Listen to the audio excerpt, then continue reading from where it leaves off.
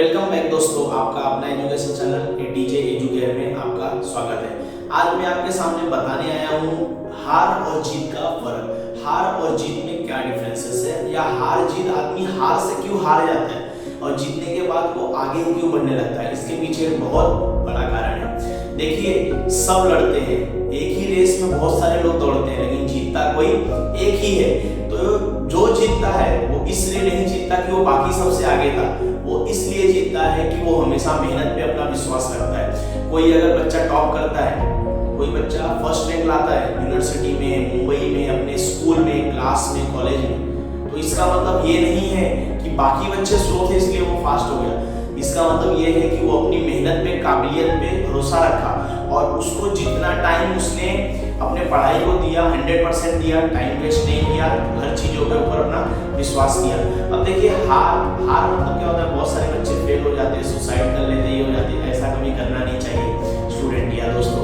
देखिए, ये एक बहुत ही नाकामयाबी का काम है, क्योंकि अगर आप हार गए, देखो हार में ही जीत छुपी हुई।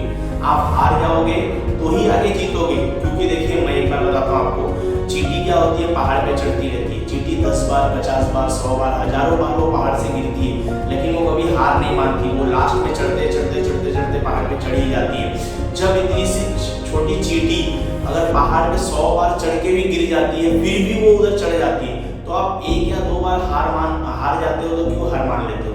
देखिए, फेल होना, पास होना, ये जिंदगी के जैसे सिक्के के 2 पहलू होते हैं ना, वैसे ही 2 पहलू है, हार जीत, पास फेल। तो वैसे ही सिक्के के 2 पहलू है ये।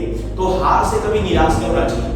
हार, जब हमारी हार होती है, चीज याद रखना, जब हम फेल होते हैं या हमारी हार होती है तो हमारे अंदर निगेटिव एनर्जी आ जाती है, हमको करने लगती है। लेकिन उस निगेटिव एनर्जी को अगर हम पॉजिटिव में कन्वर्ट कर दें तो एनर्जी हमारे लिए बहुत सक्सेस का कारण होती है। आपने बहुत सारे स्टोरी सुने रहेंगे बड़े बड़े लोगों के, वो स्टार्टिंग में क्या थे, बहुत ही वीक थे, वो जिंदगी से हार गए थे, कुछ भी उनको मुकाम नहीं मिल रहा था, वो फिर सुसाइड करना चाहते थे, ये करना चाहते थे, लेकिन उन्होंने हार नहीं माना और अपने काबिलियत में भरोसा रखा और जिस फील्ड में उनको अच्छा लगा वो फील्ड में आज आगे गए। बहुत सारे लोगों के नाम आप जानते हैं, उसे मुझे बताने की जरूरत नहीं। तो आप याद रखना, हार और जीत ये सिक्के के 2 पहलू हैं। आप जीत गए तो भी सक्सेस, हार गए तो भी सक्सेस।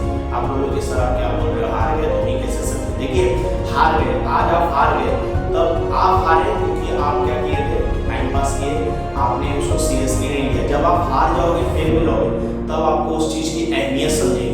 जब आपको उस चीज़ की अहमियत समझेगी तब आप उस पर ज़्यादा फोकस करोगे। इसलिए मैं हमेशा बोलता हूँ कि हार और जीत सिक्के के 2 पहलू है। हार गए तो भी सक्सेस, जीत गए तो भी सक्सेस। कभी भी हार के निराश मत हो या जीत के ओवर कॉन्फिडेंट मत हो।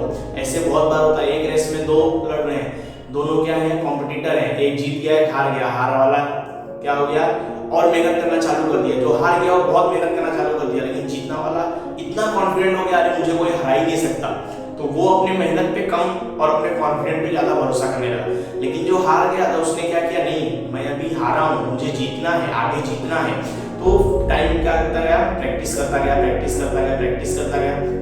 एक टाइम ऐसा आया, सेकंड टाइम जब वो रेस हुई तो क्या हुआ, हारने वाला जीत गया और जीतने वाला हार गया। ये सिर्फ किस लिए हुआ, दिमाग की वजह से। क्योंकि जीतने वाला ओवर कॉन्फिडेंट हो गया कि मुझे अब कोई नहीं हरा सकता। याद रखना, कॉन्फिडेंट अच्छी चीज है, लेकिन ओवर कॉन्फिडेंट बहुत बेकार चीज है दोस्तों। क्योंकि अगर आप हार गए या जीत गए, हार गए तो आपके अंदर हमेशा रहेगा कि मुझे उससे जीतना है एक ना एक दिन, तो उसके लिए आप फोकस करोगे और आप मेहनत करोगे। और जीत के अगर आप अपने आप को काबिल समझ रहे, मैं जीत गया, मुझे कोई नहीं हरा सकता, ये सबसे बेवकूफी है। जीतने वाला भी उतना ही मेहनत करना चाहिए जितना हारने वाला मेहनत करता है, तभी वो क्या होगा, बराबरी करेगा। इसलिए मैं हमेशा अपने वीडियो में या अपने दोस्तों को या अपने स्टूडेंट्स को यही बताता रहता हूँ, जीत और हार दोनों सिक्के के 2 पहलू हैं, आगे पीछे। हारने वाला भी सक्सेस, जीतने वाला भी सक्सेस। तो कभी भी हार के निराश मत होइए या जीत के खुश मत होइए। जीत हुई तो आगे बढ़ने के लिए और प्रयास कीजिए और जीतने की कोशिश कीजिए। हार हुई तो प्रयत्न कीजिए कि मैं आगे जीत सकूं, समझ गए? तो हार और जीत दोनों जीवन में, ऐसा कोई नहीं है जो कभी हारा ना हो, कोई फेल ना हुआ हो। ऐसा हर बार हर इंसान के जीवन में एक समय ऐसा आता है जब वो हार जाता है या कुछ चीजें फेल हो जाता है या हार जाता है, तभी भी वो अपने कॉन्फिडेंट को मतलब लूज नहीं छोड़ता।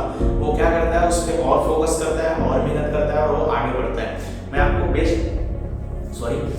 बेस्ट एग्जांपल एक देता हूँ। जैसे कि आपने अभी लास्ट टाइम स्कैम 1992 मूवी देखा, वेब सीरीज आया है स्कैम 1992 आप सबने देखा है, बहुत ही अच्छी वेब सीरीज है, मैंने भी देखा।